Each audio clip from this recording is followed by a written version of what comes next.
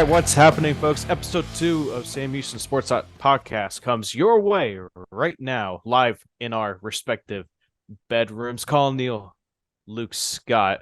Luke, I gotta say to start off, it's been a week now since we launched Sam Houston Sports Talk, and I gotta say the support has been outstanding. 19 subscribers on YouTube as we are talking right now. 90 something followers on Twitter. I don't remember the exact number. Getting some love on Instagram and Facebook as well. I gotta say, Luke, really do appreciate the support that we've been getting. Yeah, Colin, you've been getting a few DMs, so has I, and just looking for everyone to keep spreading the word out, spreading this platform out, trying to get as much following here as we can uh, on the campus, outside of Huntsville, all throughout Texas, right through the alumni base. Everyone, the more people that see us and um, watch us, the more they'll spread the word, and hopefully we can get this thing even bigger and bigger. We've been tremendous growth here with just 1 week, so looking good right now, but still hungry, right? Absolutely. Well, in this episode, we're going to be looking at volleyball. They finalized their roster, and they also did some things with their schedule. We're not going to go do a full breakdown of it. That's going to be safe for a video. They added a couple transfers and signed some other freshmen. We'll also talk about how the subtractions could affect this upcoming season. And then soccer added a transfer defender from Stephen F. Austin, and we'll talk a little bit about that. Then we'll dive back onto the hardwood as men's basketball has been busy with 2026 recruits as the contact period started over this past weekend. And then we'll get to your Monday mailbags. We'll also talk about Walker Yannick a little bit and a bunch more coming your way on this episode of the Sam Houston Sports Talk podcast. Luke, let's go ahead and get started. Volleyball finalized their roster. They released their full slate a few weeks ago, and head coach Brenda Gray returns a lot, but she lost some key players. They have signed 2 transfers and 5 additional freshmen. First off, being the graduate transfer setter from Northwestern State, Piper Boydston, and a grad transfer outside hitter from Lehigh, Lila Washington. And then out of all the freshmen they've added, I'll list all of them off the bat. Freshman outside hitter Taylon Dodson, freshman setter / defensive specialist Audrey Terry, the sister of Ava Terry, freshman middle blocker Samina Burns, freshman middle blocker. Of course, we've known a bunch about her in our time at Huntsville, calling Huntsville High School sports. Chelsea Butler, freshman outside hitter Kara Wynn, freshman outside hitter Lillian Hamilton, and then finally freshman defensive specialist / libero Shaylin White. So a very big signing class, Luke. In fact, in a press release sent out earlier Monday by GoBearcats.com, Brenda Gray is quoted saying, "This is the largest signing class we have ever had." So, Luke, that's all great and all, but they did lose some key players over the offseason. Yeah, and you talked about it, but you lose a few key players, but you bring in a good class, and you're also bringing back some players that missed some time last year, like Abby Clayton. She was big on the front line there, tore her knee up, but she's coming back, and she should be ready to go relatively quickly for the season start, I believe. But you keep Hannah Baker, you keep your one of your All-American on the back line there. Alyssa Fielder's back. So you're hoping some of these freshmen can really step up in some big spots. But yeah, you're right. There are some big losses. That you got to find a way to overcome it. It's one of the things. I mean, Brenda Gray has been here for a long time. The longest volleyball coach in NCAA, right? I believe longest running active. Yes, I believe so. Active. Yeah. So Yeah, experience isn't an issue there, right? It's just no. all about translating that into wins, which has been a little bit of an issue, right? Later in the Southland and then throughout the WAC. In our first year in Conference USA, And you could say it was a rough going there. So you hope you can translate that into some wins and find some success here and build upon last year of what we thought really could have been a solid year. Turned out it wasn't. But you have to find some of these young athletes to step up. Volleyball will start their season, not officially, but it'll be a scrimmage against the Houston Christian Huskies on August 24th, 2024 at Houston Christian. Is a 3 o'clock exhibition. And you mentioned it, Luke, Abby Clayton, she went down in an exhibition game against Houston Christian last year at Bernard G. Johnson Coliseum. I was there. I saw it happen. It was a really brutal loss, but they get her back. The Brenham native is looking to, in a way, get back into form because she was a really good outside hitter for them the year before. But I believe that now she's coming back. She's going to be fresh. She's going to be ready to go. It's going to be a big key piece to have, especially against tougher competition and Conference USA that the team saw firsthand. Yeah, she has great length, and you pair her up, especially right with a Lisa Fielder, a Morvant in the front. That's a really experienced front right there. For volleyball, they've been around. I think all of them have been around since the first year in the WAC. I believe so, yes. Not really too familiar with beforehand. All I know is, Luke, is that Hannah Baker is one of, if not the best libero in the country. Yeah, and how she's still at Sam Houston, I have no idea, but we'll take it. Yeah, I mean, they made a whole post about Morvant and Baker, um, you know, coming back. Because from what I've gotten told, Morvant was actually the reason why Hannah Baker came to Sam Houston in the first place, because Morvant and Baker have been great best friends for a long time. And Morvant attended a camp and invited Baker along, and she liked it, and the rest is history. So they got one more last ride together. Well, they're both from Deer Park, right? Uh, so yes, I believe so. Yes, Teammates all the gonna way have to through. probably, yeah, through and through, finish their careers together. Uh, That's right. and especially they lost some key players. Lexi Thomas, she went to Prairie View A&M. Haley Hyder is no longer here. Cameron Weldon's not here. Marina Onya Benet is not here. Jaylee Beth Garcia Rosa graduated, and Peyton Woods, who was a star freshman from Lake Creek High School, she transferred to the SEC in Mississippi State.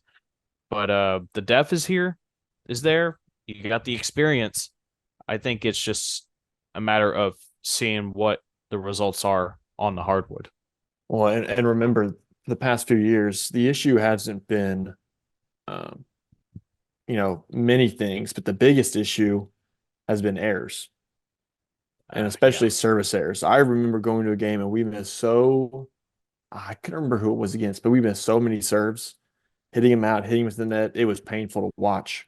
Collin, that's got to be a point of importance, right, throughout this whole off season and coming into this new year and season is having, when you get some big breaks, you got to find a way to convert on some serves, right?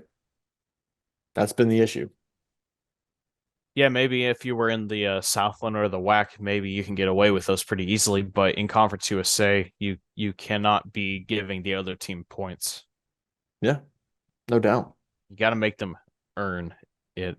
Like I said, though, volleyball will unofficially, in a way, begin their season August 24th against Houston Christian at Houston Christian in an exhibition game. They'll warm up, and then a week later, they will begin their season with the Bearcat Invitational, where they'll be facing Prairie View, UIW, and Stephen F. Austin. Let's transition now to the pitch. Bearcat Soccer added a big transfer, a 5'10 defender in Gabrielle Gibson from, like I said, from Stephen F. Austin. Sonia Crivello, Luke, has added quite a lot over the offseason. They signed a goalkeeper, they signed a Houston transfer, and they added a high schooler all the way from Utah. And they also like volleyball are returning a lot of experience. Soccer aims to make a run for that Conference USA championship and go to the NCAA tournament.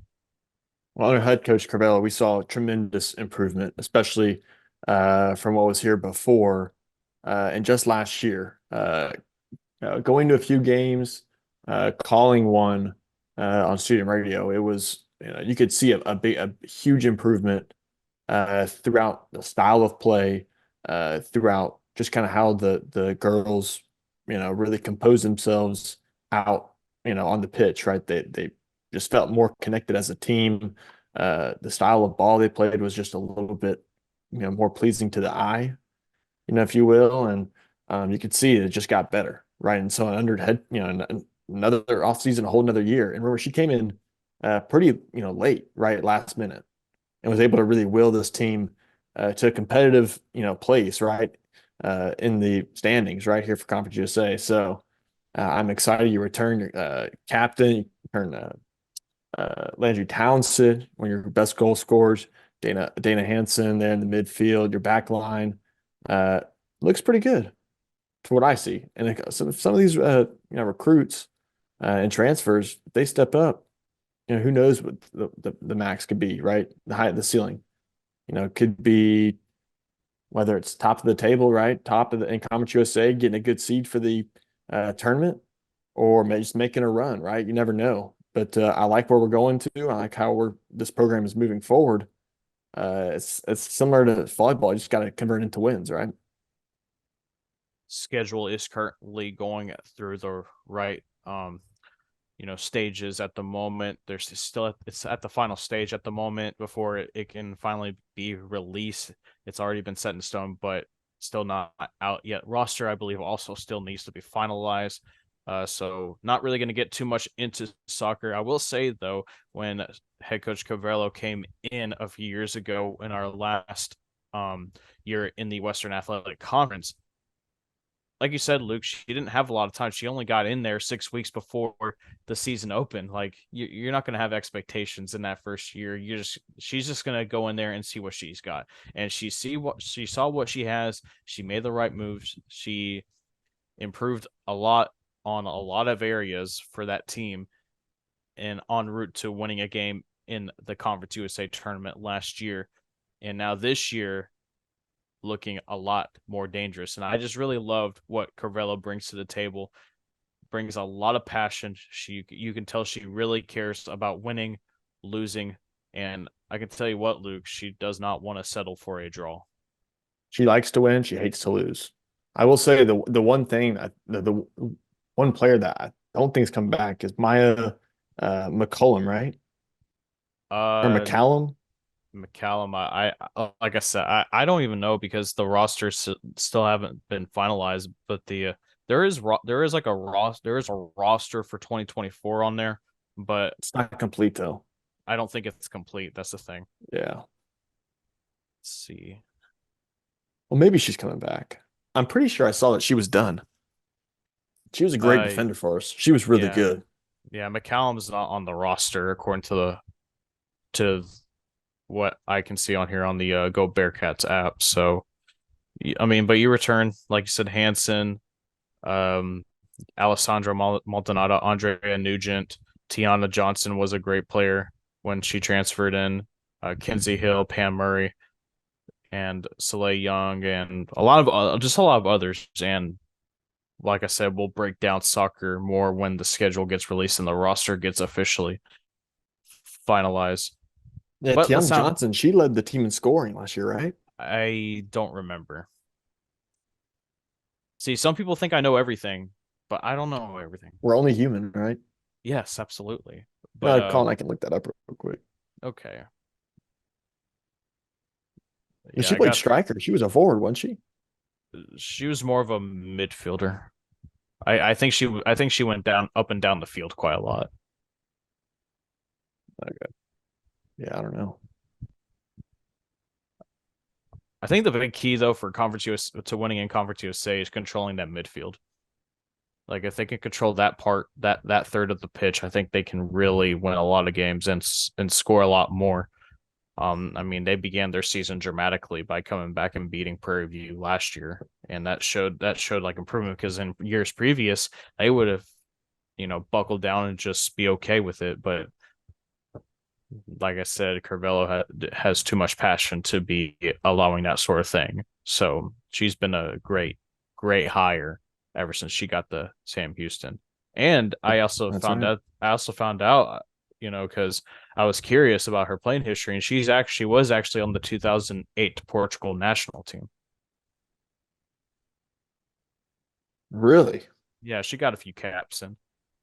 Man, we got a legend on our team. What'd she play? uh, she didn't tell me the position, but I just looked up on the bio on Sam Houston's go bearcats.com website, and yeah. Unfortunately though, the records that were being held at the time were not reliable. They were missing quite a lot of players on like records. So Mm. I don't know if I don't know if I want to go back down that hole again because I might have to dig deeper, but we'll see. Maybe we are in the process of getting interviews in line for head coach Brenda Gray and head coach Sonia Carvel before their respective season starts. So maybe we can ask her then. Maybe we get her to try to call up Jose Mourinho or The Ronaldo. Be like, hey, come give a speech to the team. Jose Marino memes are the best.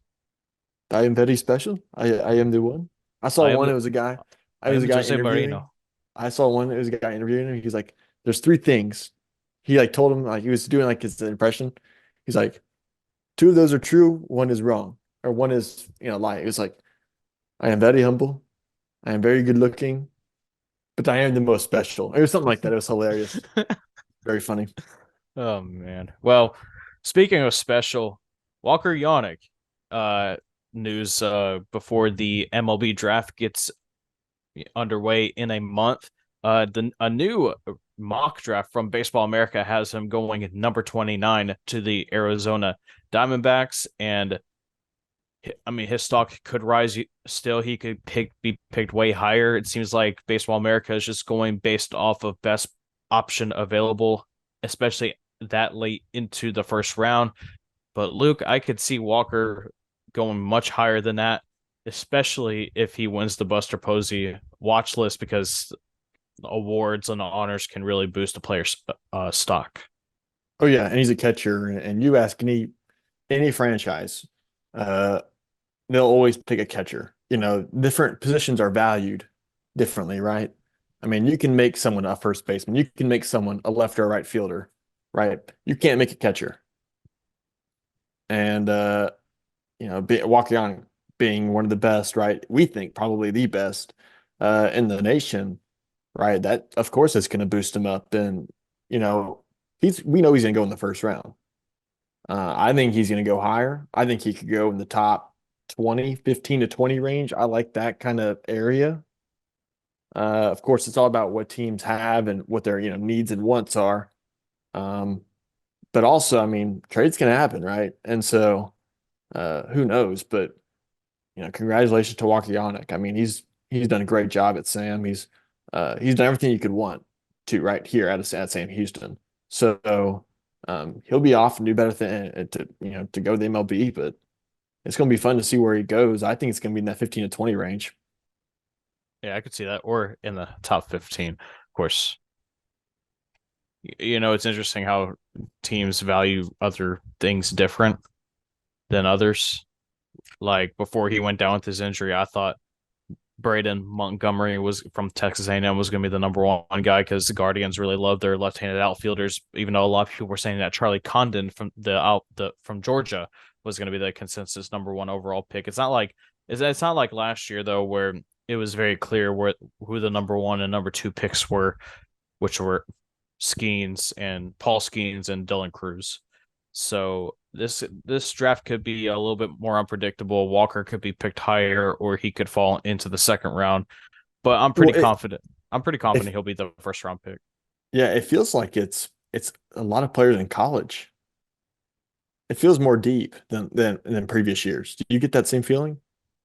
I mean, I don't get that feeling for this year. I thought last year was pretty deep. Really. Yeah. Yeah. Well, A lot Paul of them, Skeens is a legend. yeah. Wyatt Langford's up. Hurston Waldrop is up. And Astros got Bryce Matthews from Atascocita. He's been really good in the minors. I mean, of Where's course, he you at? don't. He's right now in high A. I think he's probably going to get promoted to double A soon. I think I think it's always best to judge a draft class, I'd say about 5 to 6 years afterwards, There. because it gives them plenty of time to develop and all sorts of That things. continuity for Georgia's the real deal, though. Yeah. He's really. I was watching the other day when Georgia they lost. They got eliminated, but he had a home run there in the ninth, and he nuked that thing. I mean, he really hit it good.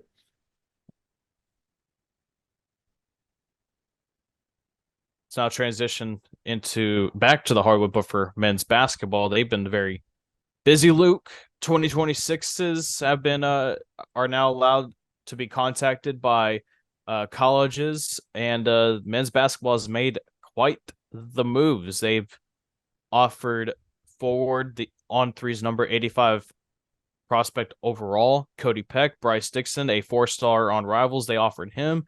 They offered Chris Powell, a guard, a 4-star industry rank.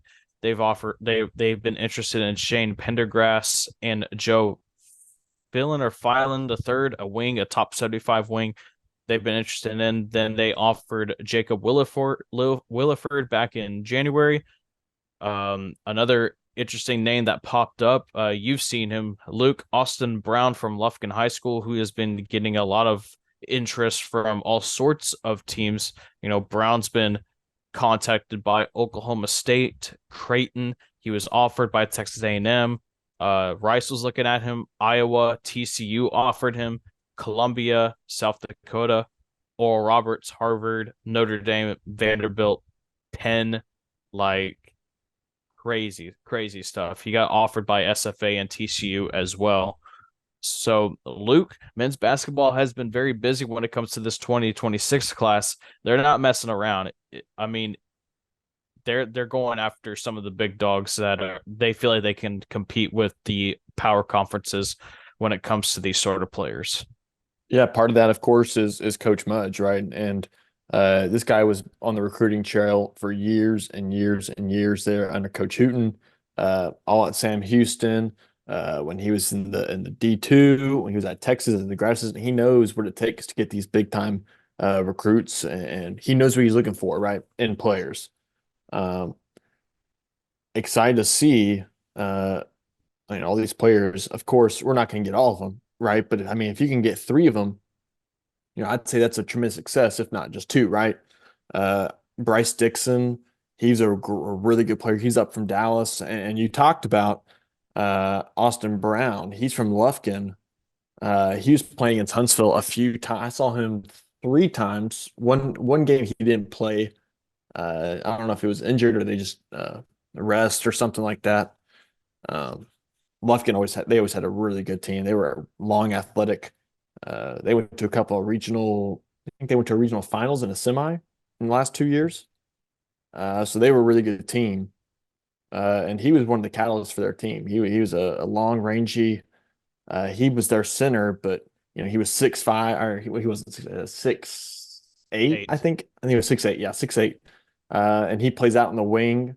He kind of reminds me a little bit of a Hoofner, where he can post you up and hit with you a post fade, a little bit of a hook, but he can also spot up from deep. Good shooter, good athlete. Defense, right, is the more the issue for him. And lateral quickness, so kind of like Hoofner. Uh, but that being said, it's class 2026, right? So who doesn't say he doesn't get way better this year? Yeah, absolutely. And of course, with NIL and all sorts of things, maybe the needs for Bearcats men's basketball changes after the 2024-25 season. But for the names that I have been looking at and some of the stuff and clips that whatever's available on Twitter that I've seen, they seem to be know where they're looking for. And it also assistant coach Anthony Fobb has also been doing a lot of these recruiting, Brendan Foley and Jake White. Like, I mean, we talked about it before, Luke. The the coaching staff that Mudge surrounded him with, alongside his newly associate head coach, Justin Bailey. Justin Like, Bailey. Yep. Mudge really surrounded himself with good people. That's right. And you talk about the class that's coming in this year. Dorian Finister, who we think is probably going to help run the point. He's a long 6'4", as a guard. And they made a huge emphasis this year, right, in getting bigger, right? In previous years, where we only have really one, big man, or maybe two, but one plays. He goes out and gets DeAnthony Gordon. He's from Little Rock, I want to say, Arkansas Little Rock. Sheik Ndeye, probably butchered that name, but he's another 6'9" guy. Jackson Ford has already signed his letter of intent. He's 6'7", right? So there's a definite track of what they want to do, and it's get longer, range, stretching the floor. It really sounds and looks like that's kind of the direction we're heading, which is fun, right? It's different than we've been used to the past few years, with just a lead guard and a good surrounding cast. Maybe it's just a different look that we throw out to the Conference USA in this next few years. Yeah, and they also grabbed a lot of athleticism in this past signing period and portal cycles, and in Conference USA, it showed that they needed that athleticism really badly, because this is Group of Five play, still mid-major basketball, but this is Group of Five play where you have some good programs where you're competing against in Louisiana Tech, UTEP, Liberty. And I mean, I know they were not too good last year, but New Mexico State is trying to find a way to get back into what they used to be, what they were back in the Western Athletic Conference with Sam Houston. But right now, Sam Houston really, like I said, focused on athleticism. But Luke, something that I liked, they got a lot more depth in this upcoming season. That's right. Yeah, and of course in basketball, down the stretch, you're really running. Really good teams are usually running around an 8-man rotation. Maybe 8. Some of the power programs run 6 or 7, right? And some run, a whole bench deep. Really 8, 9 deep. Usually it's about 7. If we could get somewhere like that, that'd be really good. I mean, we've had some really good teams in the past, and last year, man, it was heartbreaking. We just fell short there in the tournament, but you feel like this program, it's on its way up, it's climbing up. You just no telling where this thing could go. I mean, we know this whole coaching staff, Coach Mudge, everyone, right? Coach Bailey, we got a really good bench right there, and coaching these guys. It's just a matter, really, of putting all these past years, right, and just slips in the playoff, right, or in the tournament, putting it together and finally getting that automatic bid. And this is also a league, right? Conference USA. That could be a 2-bid league, right? I Yeah, mean, and you look at some of these brands, like a New Mexico State, like a Liberty, maybe like a Sam Houston. Two teams have a really good year. You're looking maybe at a 2-bid league. I mean, Sam Houston does have the non-conference schedule to do it. If they do well, they can they could potentially have their net ranking high enough heading into conference play where they may not have to win the conference tournament. But of course, you rather just be safer than sorry and have that auto bid right under your belt. Some scheduling news, they are going to face the Nevada Wolfpack once again. They did back in 2022. It got scheduled again. They got scheduled with them again this year. Will that be up there with them, or will that be down at Johnson? It'll be up in Reno. Okay, well, I mean, they're coming off of a season where they only lost 8 games. Of course, Mountain West was one of the biggest storylines last year in college basketball. Like, Mountain West basketball was something it was appointment television, it seemed like, last year. tell you what, it was hard to go to bed at 10:30, 11 o'clock, because you could turn on the TV and on CBS Sports, or I think the CBS Sports, There was Yeah, always a great CBS and game. Fox. And Fox, my goodness, were those games fun. Yeah, we both be texting each other like, "You watching this? Yeah, are you watching? Are you watching this New Mexico State or this New You, Mexico game? you New Mexico watching and New Colorado Mexico? State. You watching New Mexico and Colorado State right now?" Tell you what, there was probably two people in Huntsville at that time watching that game. It was me and you.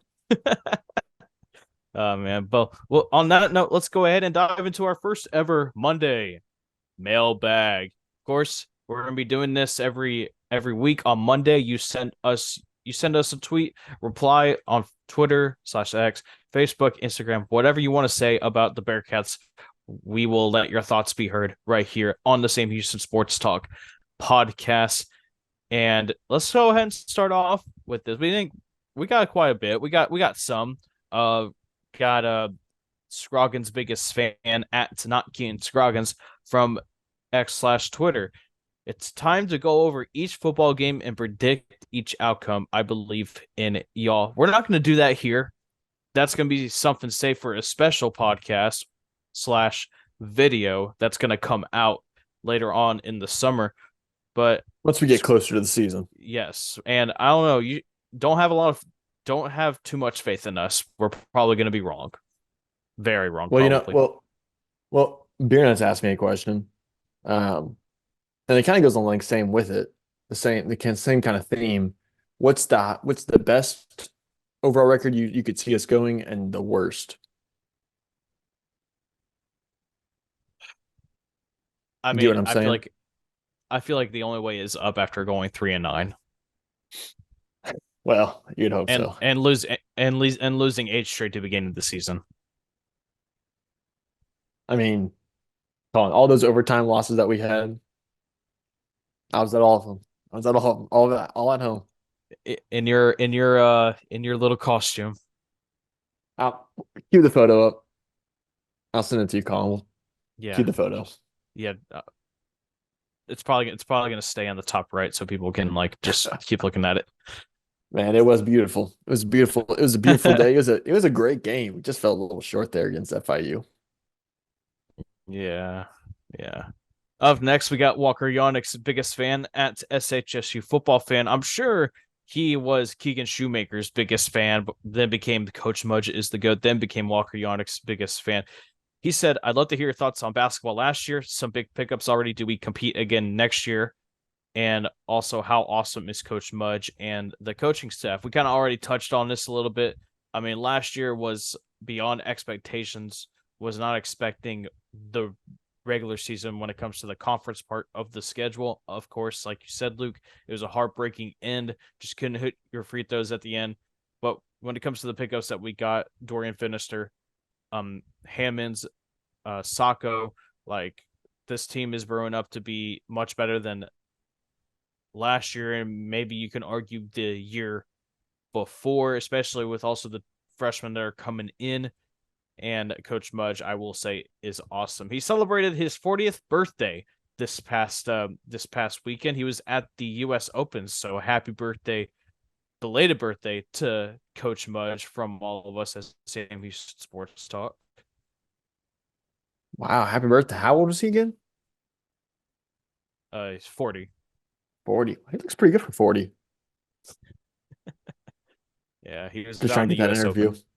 Nice. Yeah. No, man, last year, because what Trying was to that? get It was the an interview. 8 game win streak going into UTEP there. And it's been free throws, man. This team with its free throws the past 4 years has just been brutal. Yeah. I mean, and last year, Solid against GCU, man. if and oh my goodness, Cameron Hoofner. But in like past years, right? The last or not besides last year, all the years before, we were off at free throws all year, and we stayed that way. Last year we were great down the stretch throughout the whole season. We were one of the best free throw shooting teams in the nation. We were over 75%. That's really good. And it just cratered at the end. My goodness, that was sad. Hopefully, we don't have to experience that again this upcoming season. And finally, let's end it off with Cats on Top on Twitter/X. He asks a very important question back to football, but He asked, "Who y'all think will be the starting quarterback?" Because we got three good options. I'm gonna limit that to two options because I think that third option he was going with is DJ Bailey, who I firmly believe will be redshirted to be, you know, prepared and ready whenever his time is coming. It's gonna be between. We talked about this in the first episode. It's gonna be between Jace Bauer and Grant Gunnell. Luke, you think it's gonna be Jace Bauer? It seems like I think it's gonna be Bauer because I don't think you bring him in for him to sit when he comes from Central Michigan, where he did pretty all right, especially on a team that didn't have a lot of weapons. You said who do I think you said? Jace Bauer. Yeah, yeah, completely agree. Yeah, I think DJ Bailey is very interesting because we all saw what he did with DeSoto, undefeated, led him to a championship. There in 5A, did a or was it no 6A? I'm sorry, 6A. Really good performance there. His thing, he just had a very unique build, if you will say. You Yeah. don't see many units playing quarterback. Well, he did, and he did it really well. I think this year, and that's kind of what I think deterred a lot of teams uh, from recruiting him. He has a great arm talent. Uh, you can tell he's a winner. I think this year will be a get stronger, leaner, more athletic year there in the red shirt, and then I'll see him. I think really take shape next year, depending on whatever Bauer. But I think it's going to be Bauer for sure. I think the QB totem pole is going to be Bauer, Gunnell, and Hunter Watson. This Iowa Western community college transfer that led them to a D3 national championship. Maybe. So that I could see that being the QB depth chart. Honestly, Luke, I just can't wait for that first depth chart to come out because I there's would good flip. I'd flip Ganell. Gunnell. You would have Ganell the Watson, three. Gunnell the Yeah. three. Okay, I didn't like what it's he gave us last year. yeah. But of course, I think that's the third good option that Cats on Top was talking about. Maybe he was talking about Hunter Watson. But folks, don't worry. I know, like, here's the thing. I've heard this a lot. I know red shirting is not really something you want to do, especially when it comes to how the portal is these days. But if DJ Bailey wants to develop into something really good, he's gonna have to take the red shirt right now, and I don't think and like I said, you don't bring in Jace Bauer for nothing. Completely That's agree. how I feel There's a about it. reason we went out and got Bauer. He's played big D1 ball, played in the MAC. He's played, like I said last episode, he's played on these middle of the week games, which is it's a different type of schedule than every Sunday or a Friday and mostly Sundays. He knows what it's like playing against Akron on a Tuesday night. Not many people can say they've done that. And of course, the most impressive game of last year was going on the road to South Alabama after they defeated Oklahoma State.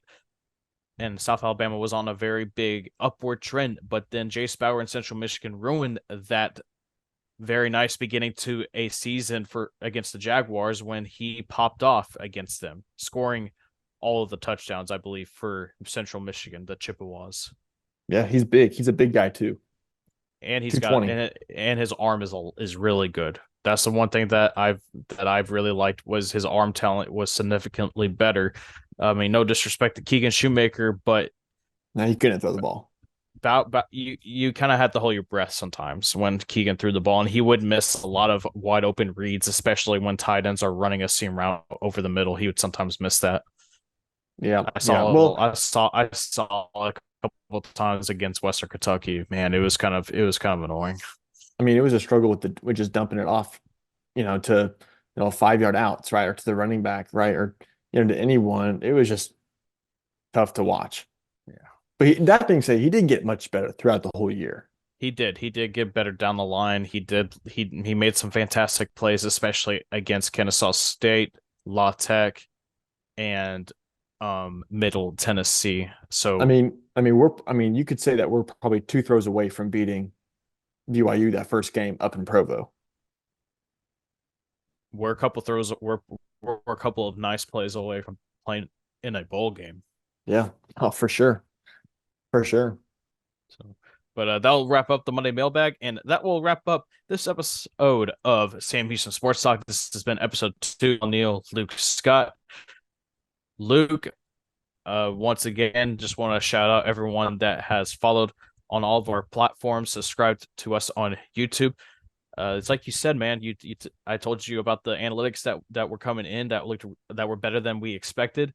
The only way is up. And if y'all know any Sam Houston students that are coming in that are attending Sam Houston or alumni, let them know that this is where you can get your sports talk. Yep. Like, share, follow, subscribe. Absolutely. That's Luke Scott. I'm Collin Neill. This has been episode 2. We'll see y'all next time here on Sam Houston Sports Talk.